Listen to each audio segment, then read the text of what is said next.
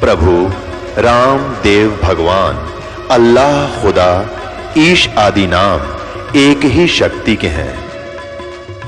वो कैसा है, कहां है, कैसे मिलता है, किसने देखा है? ये प्रश्नवाचक चिन्ह पूर्ण रूप से हटाने के लिए अवश्य सुनिए जगत गुरु तत्वदर्शी संत रामपाल जी महाराज के अमृत वचन, सर्व पवित्र धर्मों के पवित्र शास्त्रों के आधार पर।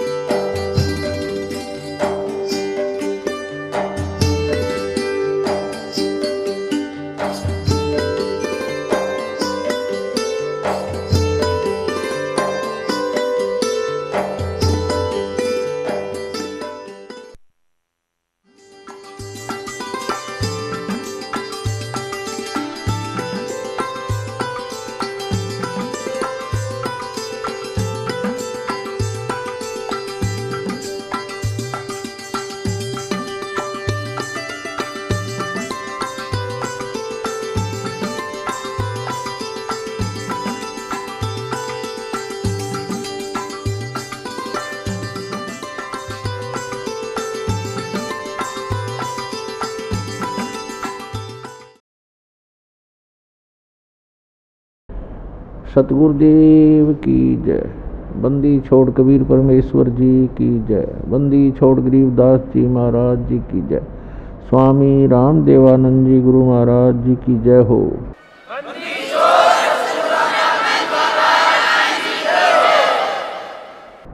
गरीब नमो नमो सतपुरुष को नमस्कार। गुरु की नहीं सुर नर मुनि जन साधुआं संतों सर्वस दी नहीं। सतगुरु साहेब संत सब डंडो तुम प्रणाम। आगे पीछे मत हुए तिनको जा कुर्बान। नराकार निर्विषम काल जाल वे बंधनम निर्लेपम निज निर्गुणम अकलनो वेशोन्दनम।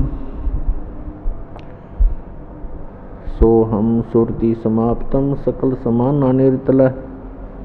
उज्ज्वल हीरंबर हरदमम बेपरवाह था है वार पार निमज्जतम। गरीब जो सुमर सिद्ध होई गणनायक गलताना। करो अनुग्रह सोई पारस पद परवाना। आदि गणेश मनाऊं गणनायक देवन देवा। चरण कमल लो लाऊं आद्यंत करूं सेवा। परम शक्ति संगीतम हृदय सिद्धिदाता सोई। अवगत गुण अतीतम सत्य पुरुष निर्मोही। जगदम्बा जगदीशम मंगल रूप मुरारी। तन मन अर्पों शीसम भक्ति मुक्ति भंडारी। सुर नर मुनि जन ध्यावे ब्रह्मा विष्णु महेशा। शेष शेष मुख गावे पूज्य आदि गणेशा। इंद्र कुबेर सरीखा वरुण धर्म राय ध्यावे। समर्थ जीवन जी का मन इच्छा फल पावे। 33 कोटि अधारा ध्यावे शेष 88। उतरे बहुजल पारा कट है यम की फांसी। 33 कोटि अधारा ध्यावे शेष 88। उतरे बहुजल पारा कट है यम की फांसी। कर जोरूं विनती करूं धरूं चरण पर शीस। गुरु जी राम देवानंद जी महाराज ने दियो नाम बख्शीस। कोटि कोटि सिजदा करूं कोटि कोटि प्रणाम। चरण कमल में राखियो में बंदी जाम गुलाम। कुत्ता हूँ गुरुदेव का रामपाल दास का नाम। गले प्रेम की जेवड़ी जहाँ खेचो वहाँ जाऊँ मैं। तो करो तो बावड़ूँ दूर दूर करो तो जाऊँ। ज्यों राखो त्यों ही रहूं। जो देवो सो खाऊं।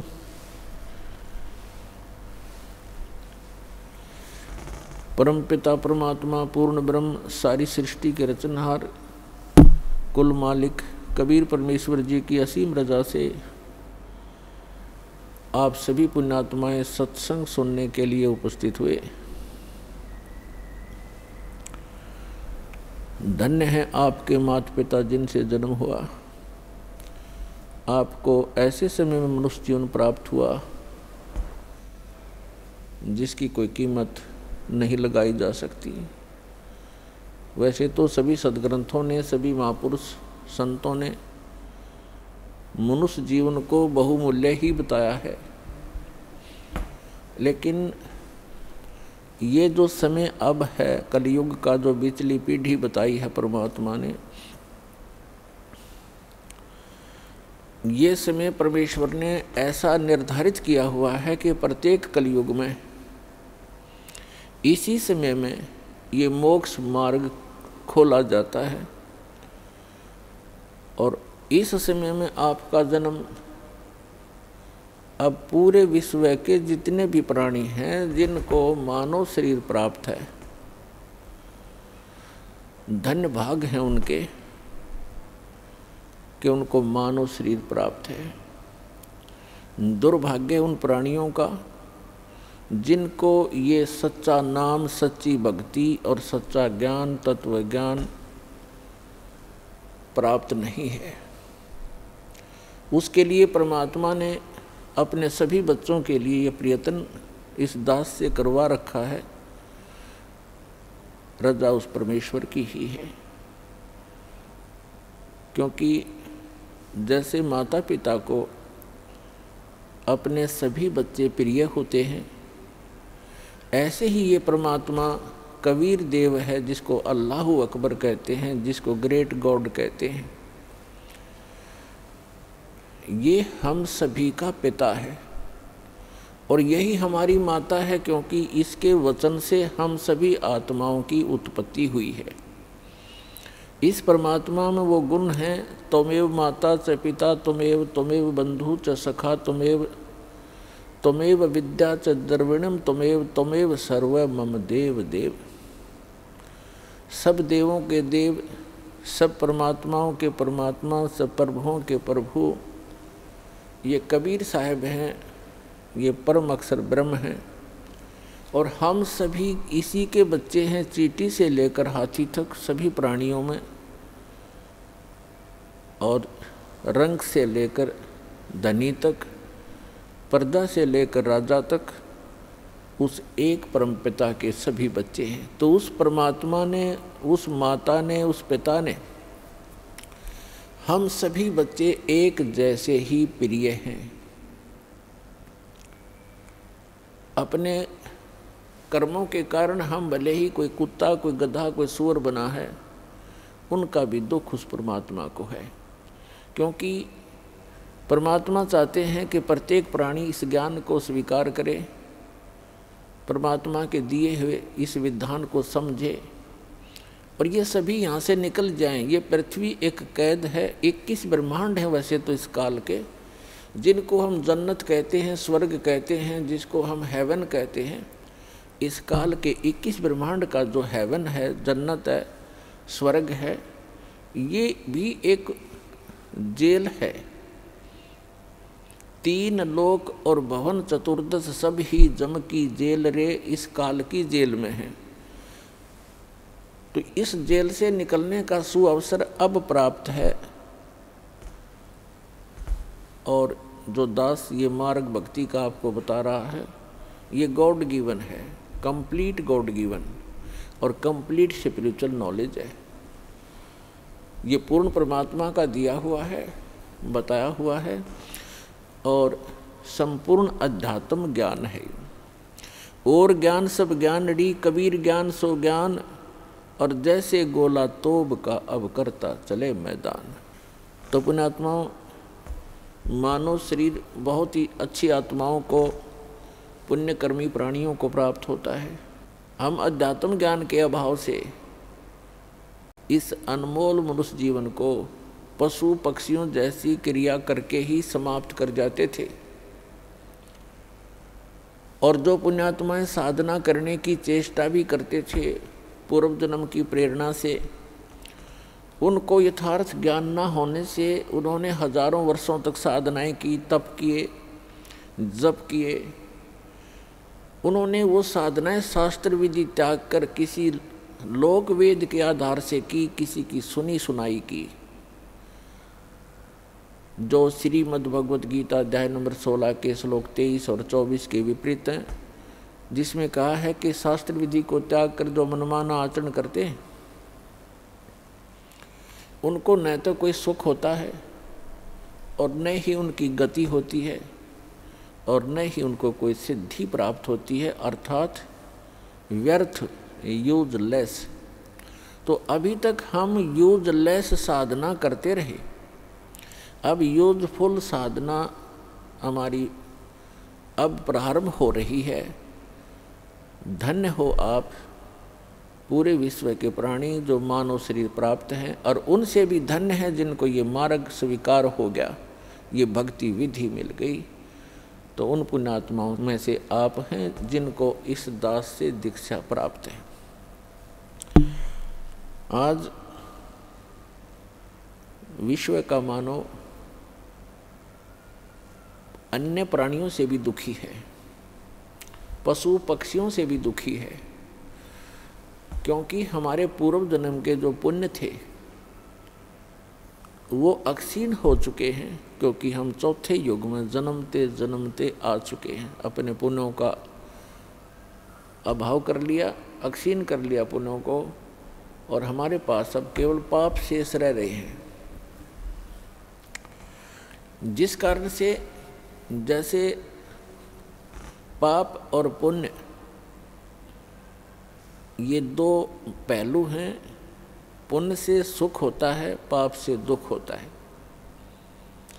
हमने सुख की परिभाषा का पता नहीं, आपको हमको अभी तक पता नहीं था, तो हम इसको सुख मान रहे थे। जिसके पास एक बढ़िया कार हो, अच्छी कोठी हो, कोई फैक्ट्री हो, या कोई अच्छी पोस्ट प्राप्त हो, कोई पद बना हो उसका, डॉक्टर, इंजीनियर, IAS, IPS या जज, या कोई मंत्री, मुख्यमंत्री, प्रधानमंत्री बनकर बड़ी बड़ी गाड़ियों में चलता हो, तो हमने इस सुख की परिभाषा बस इतना ही ज्ञान था। ये सुख नहीं है, ये तो बाह्य दिखावा है।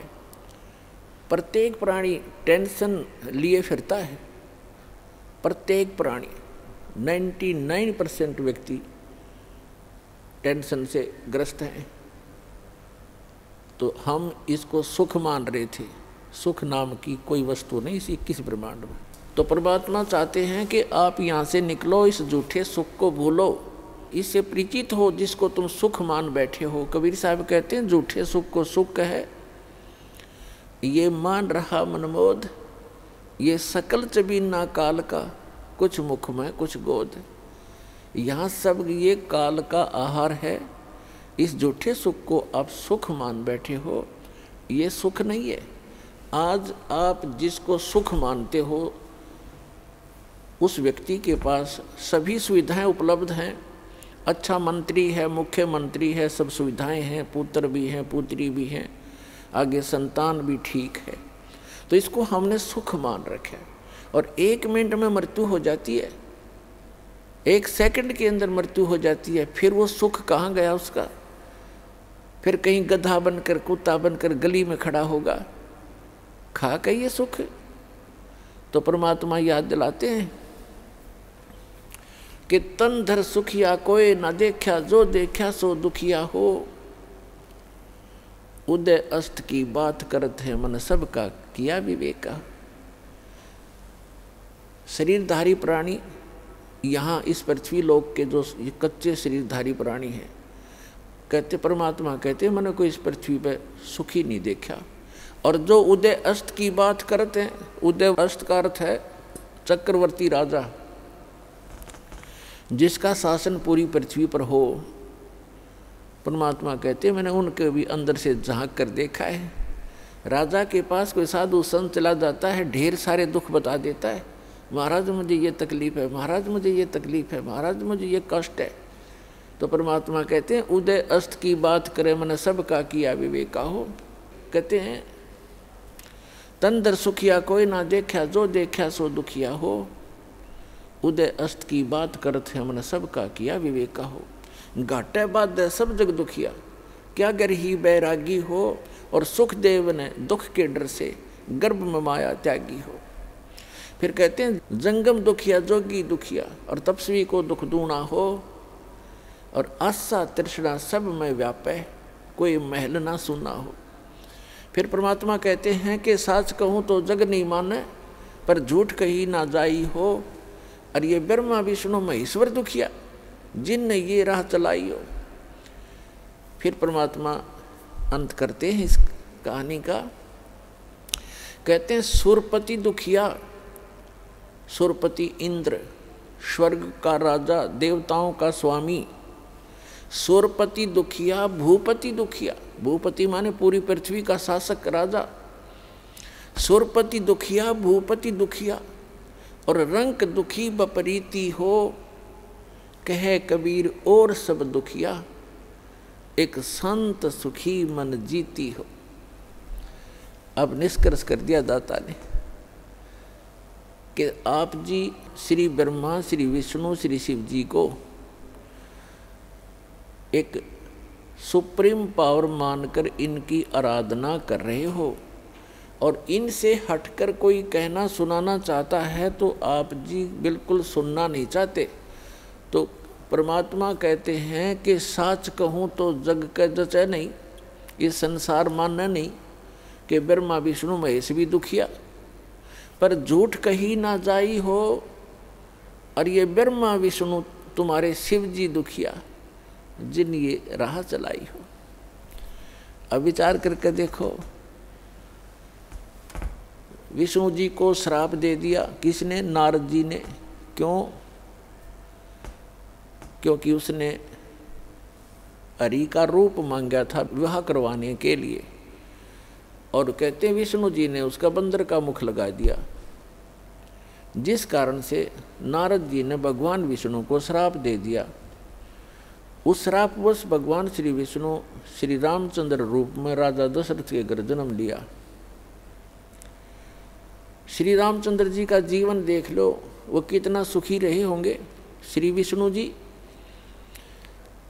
विवाह हुआ छोटी आयु में, विवाह होते ही वनवास हुआ, वनवास में उसकी धर्मपत्नी का अपहरण हुआ, वो रावण राक्षस के जेल में पड़ी है, हाहाकार मचा हुआ। फिर सीता जी को उस रावण की कैद से छुटवाने के लिए कितना भयंकर युद्ध हुआ, करोड़ों व्यक्ति मारे गए, दिन रात हाहाकार मचा रहा। और उसके बाद फिर सीता जी को वापस लाए, अग्नि परीक्षा लेकर।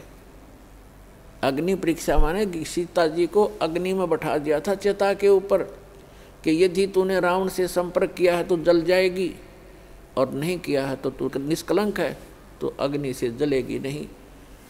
वो अग्नि से नहीं जली। लाखों लोगों के सामने परीक्षण हुआ। श्री रामचंद्र जी सीता जी को लेकर घर आ गया।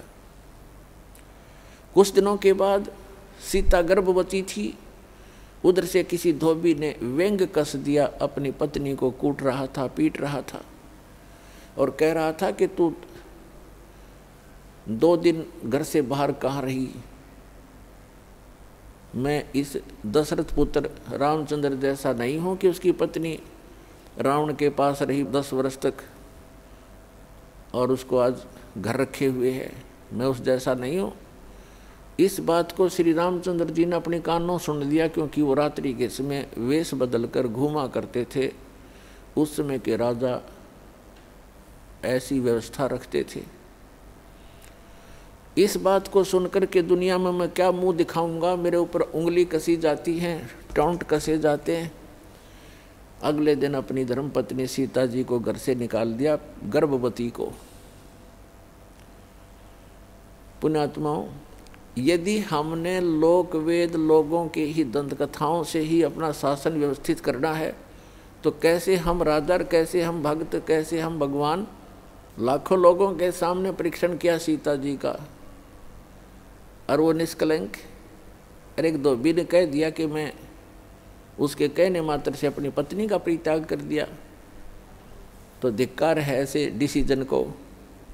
आम आदमी भी ना करे ऐसी गलती, जिसकी पत्नी के गर्भ हो और उसको घर से निकाल दे, कहाँ जाएगी फिर वो।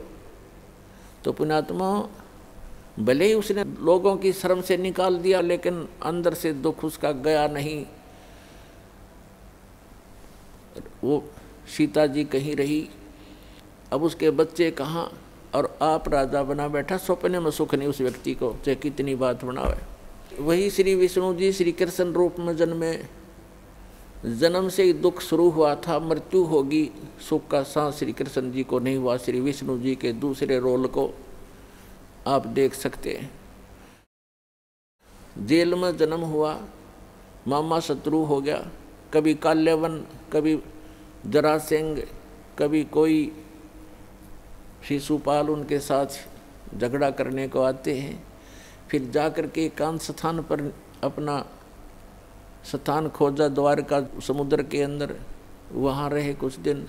उसके बाद अंत देखो श्री कृष्ण जी के पूरे कुल का। दुर्वासा जी ने श्राप दे दिया कि तुम्हारा कुल नाश होगा। श्री कृष्ण जी अर्थात विष्णु जी के सामने उनके 56 करोड़ यादव हो गए थे।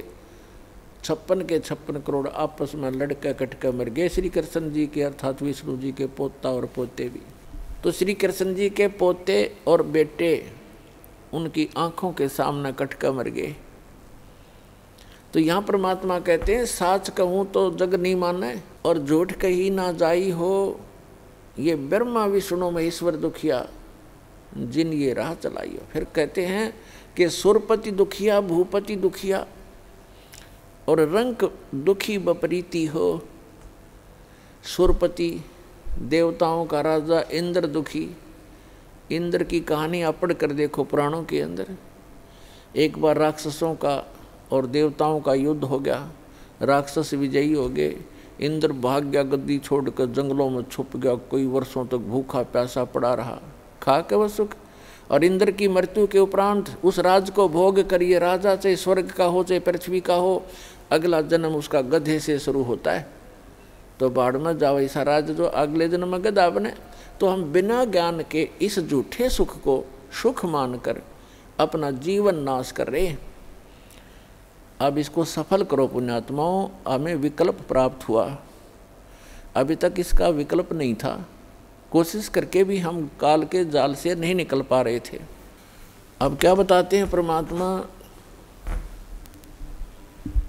के सुरपति दुखिया, भूपति दुखिया, रंक दुखी बपरीती हो।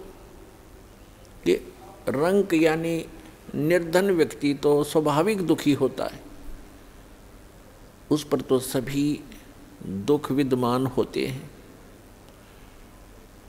अब क्या बताते हैं कि कहे कबीर और सब दुखिया, एक संत सुखी मन जीती हो। एक संत सुखी हो सकता है इस पृथ्वी पर जिसने अपने मन को जीत लिया। मन को पुण्यात्मा जीतना कोई हंसी खेल नहीं है। और गीता में लिखा है कि अर्जुन ने पूछा कि हे भगवान, आप कहते हो कि मन और इंद्रियों को रोक के एकांत स्थान पर ध्यान लगावे। तो अर्जुन कहता है भगवान, इस मन को रोकना बड़ा कठिन है। इस बात को गीता ज्ञानदाता भी कहता है कि मन को रोकना तो तूफान को रोकने के तुल्य है। फिर भी कहा है कि कोशिश करे, उसका अभ्यास करने से उसका कुछ राहत मिल सकती है। ये तो है एक वेद ज्ञान जो इनकम्प्लीट है, क्योंकि बहुत से ऐसे ऋषि हैं, जैसे एक श्रृंगी नाम के ऋषि थे। उन्होंने इसी आधार से वन में जाकर घोर तपस्या की, हठ योग किया, इसी मन को रोकने के उद्देश्य से। पुण्यात्मा, तत्व ज्ञान न होने से हम मनमुखी साधनाएं और अज्ञान के आधार से ये जीवन नाश करते रहे। जनसाधारण ये सोचा करता था कि बड़े महर्षि हैं, ऋषि हैं और बड़ा कठिन तप कर रहे हैं। उसके विषय में सूक्ष्म वेद में परमेश्वर ने आकर स्वयं बताया है कि डंब करें डूंगर चढ़ें, अंतर जीनी झूल और जग जाने ये भक्ति करें, ये बोवें सूल बबूल। कोई पहाड़ पर, कोई ऊंचे से स्थान पर के दूर तक दिखाई देऊं मैं कहीं साधना कर रहा है कोई संत। डंब करें, डंब माने पाखंड करते हैं, लोग दिखावा करते हैं। डंब करें डूंगर चढ़ें, डूंगर माने पहाड़ पर ऊंचे स्थान पर चढ़ जाते हैं। अंतर झीनी झूल, अंदर जो की तू बकवाद भरी है, और जग जाने यो भक्ति करे, ये बोवे सूल बबूल। अपने भविष्य में ये कांटे बो रहे हैं तत्व ज्ञान के अभाव से। उसके लिए क्या बताते हैं परमात्मा कि एक श्रृंगी नाम के ऋषि थे, उन्होंने ऐसे ही अपने इसी अज्ञान आधार को प्रमुख रखकर वन में चले गए, फॉरेस्ट के अंदर बैठ गए जाकर हठ योग किया। इन्होंने क्या सोच रखा है कि पहले अपनी इंद्रियों को काबू करें और ताकि ये भक्ति में फिर बाधक ना हो। इस उद्देश्य को लेकर के दूसरा वो रखते हैं कि जैसे वन में चले भी गए तो भूख प्यास सताती है। उसके लिए ये महापुरुष क्या करते हैं कि खेचरी मुद्रा का प्रयोग किया करते थे। खेचरी मुद्रा, जैसे कई पंथ हैं, जैसे ये अंसा देश वाले तो इससे पे गाटा जोड़ रहे हैं। खेचरी मुद्रा, जीभ को उलट कर तालू पर लगा ले और कान बंद करके ये नाद क्रिया, ये तो बालकों के खिलौने हैं।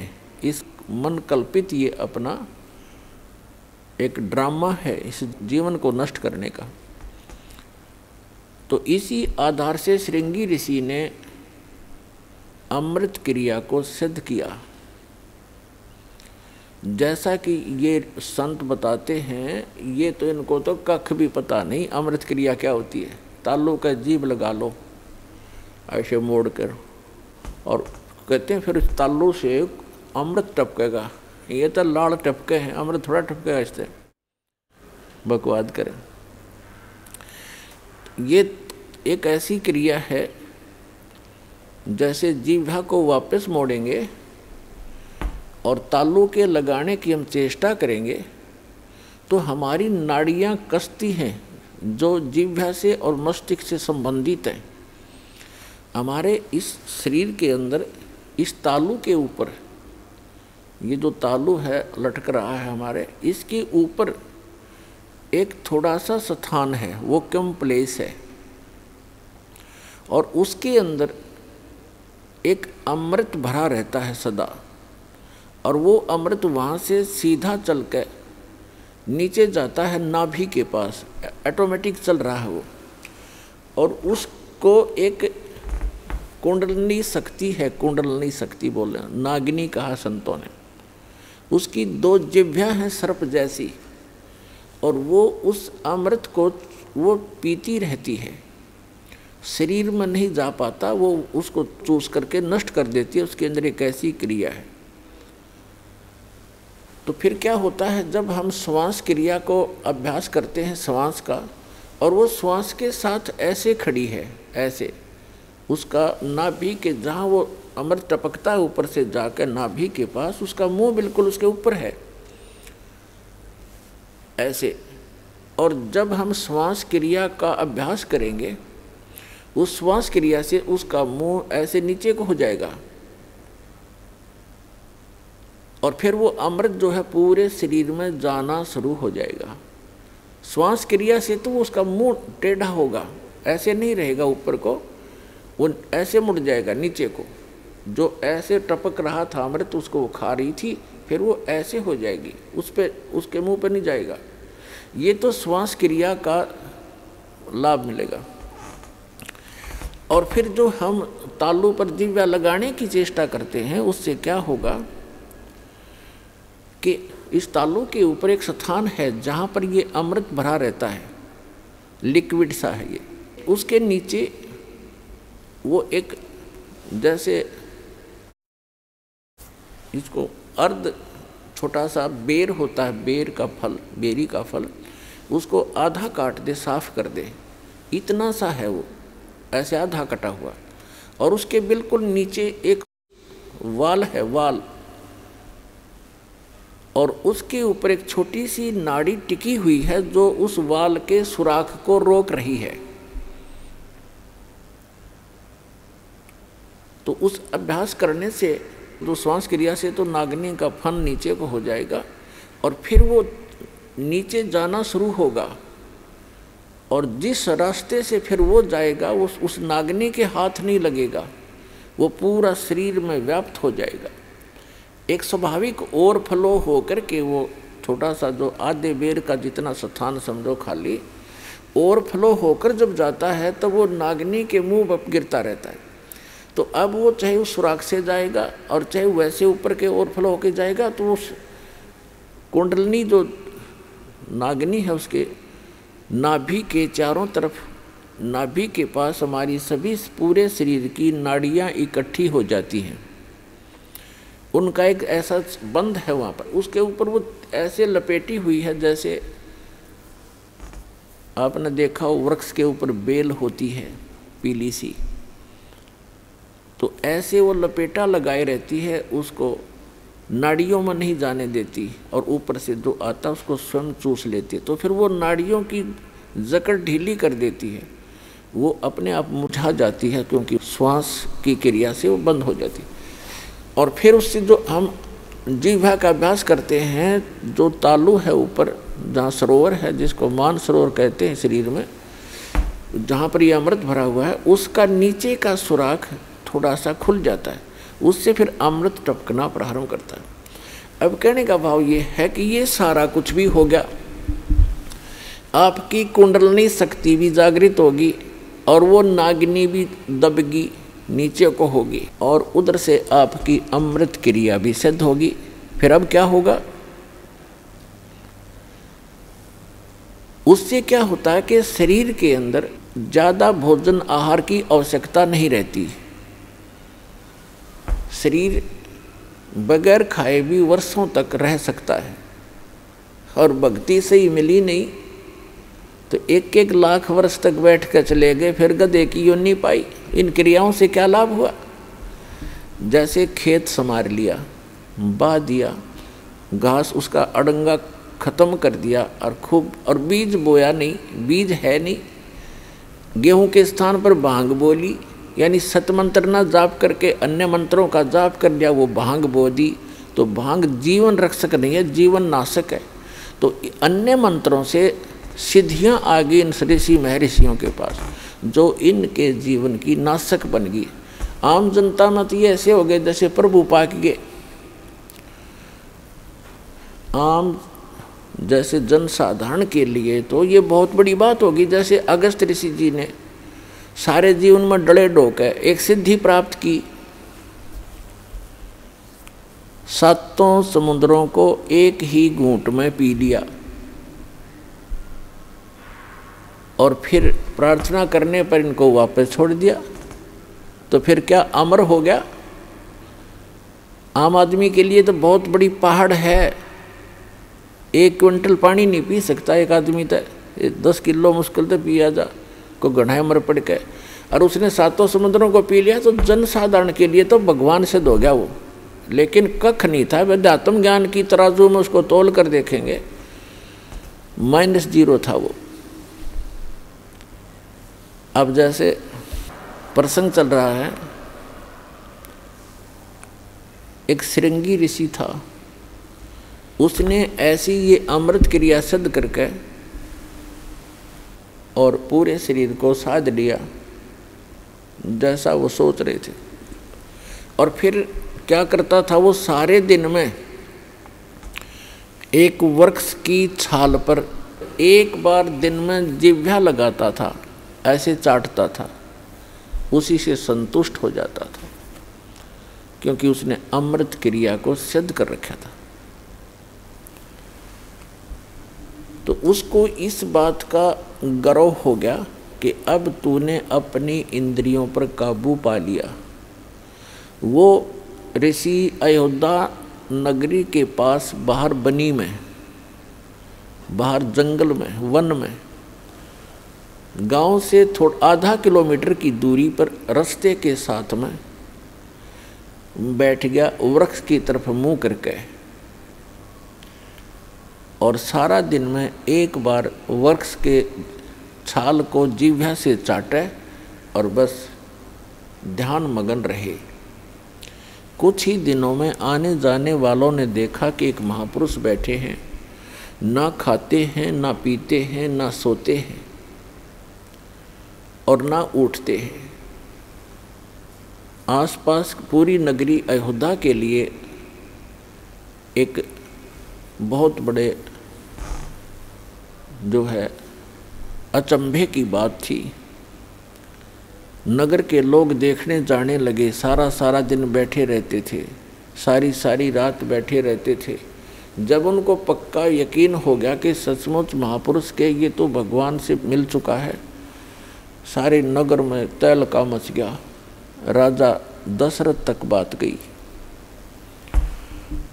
राजा भी स्वयं वहाँ पर गए अपने परिवार समेत संत के दर्शनार्थ, लेकिन संत मस्त हैं, ना किसी से बोलते हैं और न ही दिन रात में कहीं उठते और बैठते हैं, ना जाते हैं, ना कुछ पीते हैं, ना खाते हैं। उनके साथ उनकी बेटी भी गई राजा दशरथ की। श्री रामचंद्र जी और अन्य का जन्म तो बहुत बाद में हुआ है। उस समय उनकी एक पुत्री थी। अब राजा की लड़की प्रतिदिन अपनी नौकरानियों के साथ वहाँ जाने लगी। उसने किसी वैद्य को बुलाकर पूछा किसी व्यक्ति से कि ये ऋषि बात करे तब बात बने, कोई आशीर्वाद प्राप्त करें हम। तो एक वैद्य ने बताया कि जहाँ ये जिह्वा से चाटता है वहाँ पर मधु का लेप कर दिया जाए, यानी शहद लगा दिया जाए। अगले दिन उस राजा की लड़की दशरथ की बेटी ने ऐसा ही करवा दिया। जहाँ वो जिह्वा लगाता था वहाँ शहद लेप दिया थोड़ा सा। पहले दिन एक बार जिह्वा लगाता था, पहले वो उस दिन उसने 2-3 बार चाटा क्यों स्वादिष्ट लगा। अगले दिन तो कुछ ज़्यादा लगा दिया तो और ज़्यादा चाटा। धीरे धीरे उसका जो है भूख जागृत होगी। फिर उसको खीर ख्यार खिलाने लग गए। कुछ दिन के बाद वो हलवा पूरी खाने लग गया। अपने पिता की आज्ञा लेकर लड़की ने कहा कि ऐसे महापुरुष को पिताजी घर ले चलते हैं। राजा दशरथ ने उनको गुरु धारण कर लिया। श्रृंगी ऋषि युवा थे, अपने घर पर रख लिए और उन्हीं की देख रेख में, उन्हीं की आज्ञा से पुत्र प्राप्ति के लिए एक अनुष्ठान की तैयारी की। और उससे पहले वही श्रृंगी ऋषि दशरथ की पुत्री बेटी को लेकर चंपत हो गया। तो पुण्यात्माओं, परमात्मा कहते हैं मन के मते न चालियो, ये मन है पक्का दूत, और ले डोबे दरिया में जा हाथ से छूट। विकार मरे मत जानियो, जो भूबल में आग। जैसे ये साधु संत ऋषि वेदों और गीता के अनुसार साधना करके इनको ये भ्रम हो गया था कि हमने विकारों का नाश कर लिया। तो परमात्मा कहते हैं विकार मरे मत जानियो। जैसे अग्नि का अंगारा राख में दबा रखा हो ऊपर से राख भी ठंडी हो जाती है, ऐसा लगता है जैसे आग खत्म होगी, लेकिन कहते हैं वो राख हटाओगे ना जब उस अंगारे के ऊपर से, वह पहले से ज़्यादा धधकती दिखाई देगी आपको। तो यहाँ परमात्मा कहते हैं विकार मरे मत जानियो, जो भूबल में आगे। अब ये विकार मरेंगे कैसे? वो क्रिया वही हैं, लेकिन उनके अंदर जैसे श्वास उश्वास की क्रिया क्या चीज़ है, ये तो एक समझ लो सिरिंज है। सिरिंज में औषधि कौन सी जानी चाहिए, उस औषधि से रोग नाश होता है। सिरिंज के अंदर अन्य औषधि डालकर वैसी ही क्रिया करने से, इंजेक्शन लगाने से रोग नाश नहीं होगा जब तक उस रोग नाश की सही औषधि प्रयोग नहीं की जाएगी।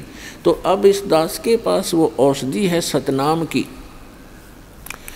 श्वास उश्वास के सिमरण है, और ये सिमरण से ही आपका मन भी काबू होगा, आपके विकार भी नाश होंगे। परमात्मा कहते हैं इस मानव शरीर के अंदर इतना जो है विकार ग्रस्त है, ये ऐसे ढंग से इसकी कंस्ट्रक्शन है, इसमें ये तो आशा करना ही नहीं कि ये पूर्ण रूप से स्वस्थ हो जाएगा और इसमें कोई विकार नहीं रहेगा। ये तो पैदा ही विकारों से हुआ है, लेकिन इस भक्ति से, सत साधना से ये विकार ऐसे जकड़ दिए जाएंगे, ऐसे बांध दिए जाएंगे कि फिर ये हानि नहीं करेंगे। जैसे कोई पशु है और वो ऐसे फूंफा करता है, मार देता है, सींगों से मार देता, तो उसको बांध दिया जाता है टाइट रस्से तक। अब वो रस्से से इतना टाइट बांध दिया गया है कि वो हानि नहीं कर सकता, फूंफा कर सकता है, लेकिन उसकी सीमा बना दी। तो परमात्मा की इस भक्ति से, परमात्मा के इस ज्ञान से, सत साधना से इन विकारों को ऐसे बांध दिया जाएगा कि ये मन फूंफा करने की चेष्टा करेगा, लेकिन इस तत्व ज्ञान रूपी रस्सा इसको जकड़ देगा और ये भक्ति की कमाई इसको दबा देगी। जैसे कोई भी इंसान है, कोई रिश्वत लेता है, जिसमें उसको ये ज्ञान होगा कि ये रिश्वत तेरा दुश्मन है, ये तो विष खा रहा है, इस तत्व ज्ञान से पूर्ण रूप से विश्वास हो जाएगा, तो उसके बाद मन चाहेगा कि ऐसा ले लूँ, मोटी रकम मिल रही है, लेकिन आत्मा धिक्कारेगी, खबरदार देश का हाथ लगा दिया, तो ये फूंफा करके चुप हो जाएगा। इसी प्रकार वो और कोई दुराचार की वासना उत्पन्न होगी तो आत्मा इसको धिक्कार देगी, ये ज्ञान इसके आगे खड़ा हो जाएगा और इसका उस वहीं पर रुकावट हो जाएगी। तो इस प्रकार हम इन विकारों को भी रोकेंगे इस भक्ति और इस साधना और इस ज्ञान से, और हम अपना आत्म कल्याण भी आसानी से करवा पाएंगे। तो परमात्मा कहते हैं कि सुरपति दुखिया, भूपति दुखिया और रंग दुखी बपरीती हो, कहे कबीर और सब दुखिया, एक संत सुखी मन जीती हो। अब मन को जीतना कैसे है? जैसे दोजक भीष्ट सभीत देखे, राजपाट के रसिया, तीन लोक से तरपत नाही, ये मन भोगी खसिया। परमात्मा ने सुख संवेद में बताया है कि दोजक मीन नरक और बहिष्ट मीन स्वर्ग। दोजक बहिष्ट सभी ते देखे, राजपाट के रसिया। इस राज्य प्राप्ति के लिए आपने बहुत से पहले तप किए, जप किए, दान किए, यज्ञ किए, स्वर्ग में गए, स्वर्ग का समय समाप्त करके अपनी पूंजी अक्षीण करके, स्वर्ग क्या है? स्वर्ग इज ए रेस्टोरेंट, जिसमें एक रेस्टोरेंट है जिसमें सब वस्तु आपको अपनी जेब से खरीदनी पड़ेंगी, अपने पल्ले से, अपने पैसे से। सुविधाएं वहाँ जो उसमें है वो आप पूरी प्राप्त कर सकते हो यदि आपके पास पैसा है। लेकिन आपकी जेब खाली हो रही है। और जिस दिन आपकी जेब हल्की हो जाएगी अपने आप वहाँ से चल पड़ोगे या आपको रेस्टोरेंट से निकाल दिया जाएगा। तो इसी प्रकार स्वर्ग एक रेस्टोरेंट है जहाँ आप अपने पुण्यों का नाश करने के लिए जाते हो, कुछ दिनों की बकवाद वहाँ कराते हो, फिर नरक में भी जाते हो अपने किए हुए पाप कर्मों के आधार से। जब तक हमें ये सत साधना प्राप्त नहीं होती, सच्चे इस कबीर भगवान की और ये सतनाम की और सार नाम की, जब तक पूर्ण परमात्मा कबीर जी की सत साधना हमें नहीं मिलती, तब तक हम अपने दोनों कर्म भोगने पड़ते हैं, पुण्य भी और पाप भी। अभी तक आपने विधान सुना होगा कि जैसे कर्म करेगा वैसे फल देगा भगवान। बिल्कुल सही है। आपके जैसे कर्म पूर्व जन्म के हैं उनसे आपकी एक जीवन बन गया, किस्मत बना दी। आपके जो संचित कर्मों में से कुछ पुण्य ले लिए, कुछ पाप ले लिए, उस एवरेज से जिसके पुण्य घने हैं और पाप कम हैं तो उसके पुण्य उसी रेशों से अधिक जीवन में आपको प्राप्त हैं और पुण्य भी उसी आधार से और पाप भी उन्हीं की रेशों से।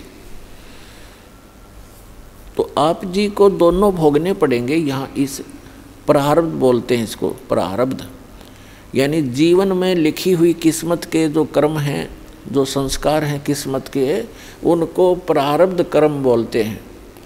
और प्रारब्ध कर्म को कोई नहीं चेंज कर सकता, ना विष्णु जी कर सकते, ना ब्रह्मा जी कर सकते, ना शिव जी कर सकते, ना ब्रह्म कर सकता, ना परब्रह्म कर सकता। परम अक्षर ब्रह्म कर सकता है। मासा घटे न तिल बधे, विधना लिखे जो लेख, और सच्चा सतगुरु मिटाकर ऊपर मार दे मेघ, यानी फॉरएवर खत्म कर देता है। मासा घटे न तिल बधे, यानी 1 ग्राम भी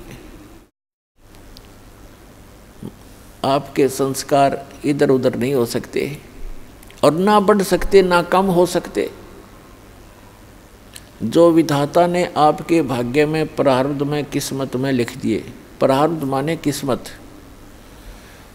आपकी किस्मत में जो लिखा हुआ है उसमें से ना मासा घट सकता है और ना ही तिल के समान बढ़ सकता है।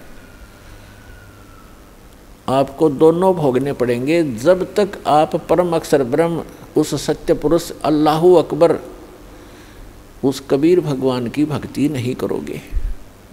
उसकी भक्ति कौन सी है? जैसे वैसे तो आप देखते हो कबीर पंथ बहुत चले हुए हैं। कबीर पंथियों की यदि आप कैलकुलेशन करो, टोटल करोगे तो लगभग 20 करोड़ के आसपास कबीर पंथी मिलेंगे आपको। लेकिन वो कबीर पंथी नहीं है, उनके पास यथार्थ भक्ति नहीं है। तो सत्य साधना उस कबीर परमेश्वर की इस दास के अतिरिक्त विश्व में किसी के पास नहीं है, पूर्ण परमात्मा की।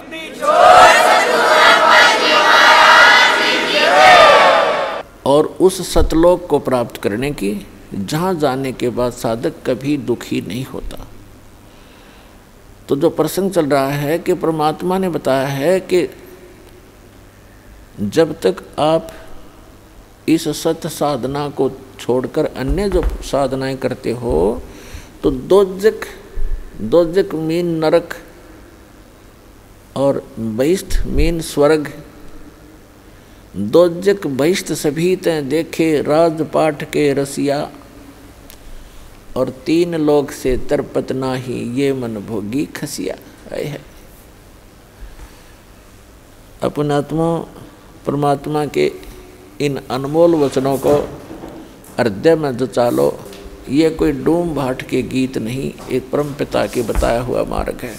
अब प्रसंग चल रहा है कि दोजक भिष्ट सभी ते देखे राजपाट के रसिया। अन्य साधनाएं करके आप जी ने स्वर्ग भी प्राप्त किया और नरक भी, दोनों भोग लिए। और 3 लोक से तरपत नाही ये मन भोगी खसिया। 3 लोक भी यदि इस जीव को दे दे, इस मन की फिर भी तृप्ति नहीं है, सेटिस्फैक्शन नहीं है। क्यों नहीं है? क्योंकि आत्मा को ज्ञान नहीं है। और मन उस शैतान का एजेंट है, काल का एजेंट है, ब्रह्म का। तो पुण्यात्माओं, तीन लोक से तृपत नाही ये मन भोगी खसिया। जैसे कोई सरपंच बन जाता है गांव का प्रधान, उसकी फिर नीयत ये रहती है कि चेयरमैन बनूं तो बात बने, क्योंकि सरपंचों के ऊपर चेयरमैन अधिकारी होता है। फिर सोचता है चेयरमैन बनने के बाद कि एमएलए बनूं जब बात बने। एमएलए बनने के बाद तो फिर उसके मन में एक धारणा बनती है कि एमएलए भी कोई खास बात नहीं, मिनिस्टर बनूं जब बात बने। मिनिस्टर बनने के बाद उसकी टेंडेंसी बन जाती है कि मुख्यमंत्री बनूं जब हाथ में कमांड आवे, न तो कोई मज़ा नहीं आया। अब मुख्यमंत्री बनने के बाद उसको संतुष्टि नहीं होती, वो सोचता प्रधानमंत्री बनूं जब जी में जी आवे, जब आनंद हो, ओवरऑल कंट्रोलर बनूं। जो मनुष्य जीवन का काम था वो तो स्टार्ट भी नहीं किया। ऐसी सोच करते करते मृत्यु हो जाती है और फिर वो प्राइम मिनिस्टर बनने की आशा रखने वाला गधा मिनिस्टर बना खड़ा है, वो गधा बन गया। तो पुण्यात्माओं, सौभाग्य आपका, आप जी को ये वचन सुनने को मिल रहे हैं, क्योंकि ये वचन परमात्मा के बताए हुए हैं कि कबीर हरि के नाम बिना राजा रसब हो और माटी लदे कुम्हार के घास न डाले कोई।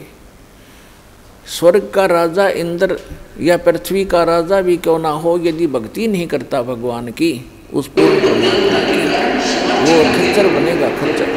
तो पुण्यात्मा, तो ये ज्ञान परमात्मा ने आपको दिया है, इस पर आपने जोर देना पड़ेगा, ये सत्य है।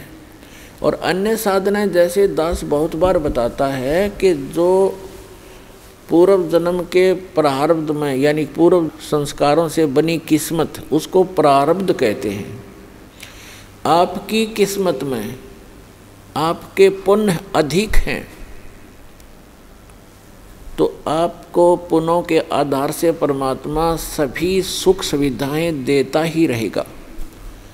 आप चाहे भक्ति करो या ना करो, आप चाहे डाके डालो, चोरी करो, झूठ बोलो सारा जीवन, यदि आपके पुण्य घने हैं, पूर्व जन्म की आपकी बैटरी चार्ज है, तो तब तक आपको कोई प्रॉब्लम नहीं आएगी।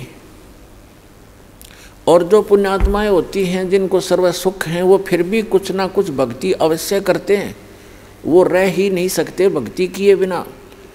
तो वो जैसी भी साधनाएं परंपरागत प्राप्त होती हैं या किसी से सुनने से या कोई गुरु मार्गदर्शक से प्राप्त करके वो करते हैं, और उनको सुख तो मिल रहा होता है उनके प्रारब्ध से, यानी पूर्व जन्म के संस्कार से बनी किस्मत से। और वो ये सोच रहे होते हैं कि जो गुरु जी ने ये क्रियाएं मुझे बता रखी हैं, मुझे इनसे लाभ हो रहा है। तो ये उसकी भूल होती है। एक जीवित उदाहरण बताते हैं एक आपको कि एक रोहतक शहर के अंदर एक फाइनेंसर था, फाइनेंसर जो ब्याज पे पैसे देता है। तो इस दास ने प्रारंभ में जब ये शुरू किया, सरकारी नौकरी को त्याग दिया, तो भक्तों ने सोचा कि ज़्यादा दुखी हो जाते हैं गुरुजी, गांव गांव में जाते हैं, बसों में जाते हैं तो तंग हो जाते हैं।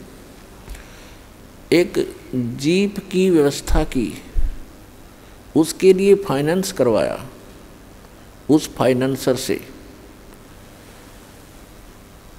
वहाँ आने जाने लगे, बैठने लगे, स्वभाव ठीक था। हमारे भक्तों ने उनको समझाने की चेष्टा की, उसके पिताजी को भी कहा, वो भी वहीं बैठता था उसी ऑफिस में। तो उसके पिताजी से कहा कि आप ये ज्ञान समझो, हमारे गुरु जी ऐसे भक्ति बताते हैं, आप ये भक्ति करो। तो वो उनके पिताजी कहने लगे कि भाई आज मेरे घर में जो सुख है शायद किसी को होगा, और मैंने गुरु भी बना रखा है, और हम श्री राम श्री कृष्ण और श्री शंकर भगवान, श्री विष्णु भगवान और दुर्गा माता आदि की पूजा करते हैं। और इन्होंने हमारे सारे ठाठ कर रखे। वो प्रॉपर्टी डीलर का काम भी करता था, फाइनेंसर का भी काम करता था, खूब बढ़िया काम चल रहा था, अच्छी कोठी बना रखी थी। उसी का एक भाई जज लगा हुआ था, जज, और उसकी पत्नी भी जज लगी हुई थी। तो वो बुजुर्ग कहता है, उनका पिताजी कह रहे हैं कि आज मेरे घर में जो सुख है शायद किसी को होगा। सारी बताई कि एक बेटा तो ये बहुत पैसे कमाता है, हम इसी ने सुख मान रहे हैं। एक बेटा जज लग गया है और बेटे की पत्नी भी जज। तो ठीक है, हमारे भक्त के बोले, इस ताक वो सुनने को तैयार भी नहीं, तो चुप करके आ गए। उसने 2-3 महीने के बाद क्या किया कि एक अपने धर्म गुरु से धार्मिक अनुष्ठान घर पर करवाया। उस समय सभी बच्चे छुट्टी लेकर आ गए थे, वो जज भी आ गया था, फाइनेंसर वहीं था।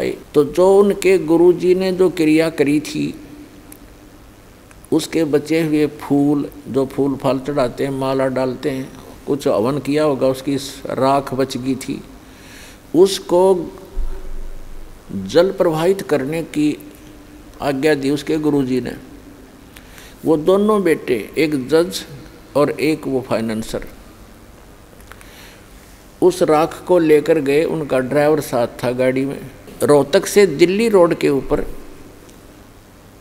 एक JLN बोल रहे हैं उसको, जवाहरलाल नेहरू कैनाल, बहुत भारा, बड़ी गहरी वहाँ से चलती है, बह रही थी।